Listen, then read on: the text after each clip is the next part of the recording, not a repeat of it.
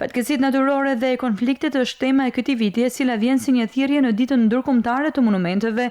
Përgjegjësi i sektorit të parqeve arkeologjike Shkodër-Lezhë, Helidon Sokoli, u ndal tek rëndësia e ruajtjes së monumenteve. Pikërisht Xhamia e Plumit është një ndër objektet bashkë me rënoja të kishës së Shënqerzit dhe Bakut në Shirë, që janë ndoshta dy nga monumentet të cilat mund të lidhen specifikisht me tematikën e kësaj dite, pasi për vetë pozicionin e tyre kanë patur her mas here problematika me përmytjet. Shkodra prej vitesh është e prekur nga fenomene natyrore, ku kanë dëmtuar edhe monumentet siç janë Xhamia e Plumbit apo edhe kisha në Shirë. Parku arkeologjik Shkodër prej 2 vjetësh rezulton të jetë parku i dytë më i vizituar në vendin tonë.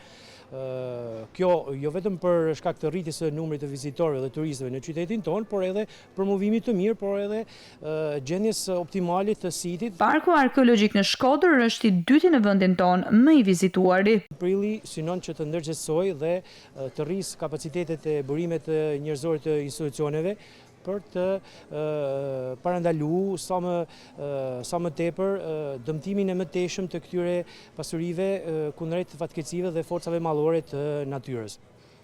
Kjo është një ftesë që bëhet jo vetëm për sa i përket mbrojtjes së tyre, por edhe promovimi dhe vizitueshmëria e këtyre siteve. Të gjitha muzeet janë të hapura dhe hyrja është e lirë për vizitorët.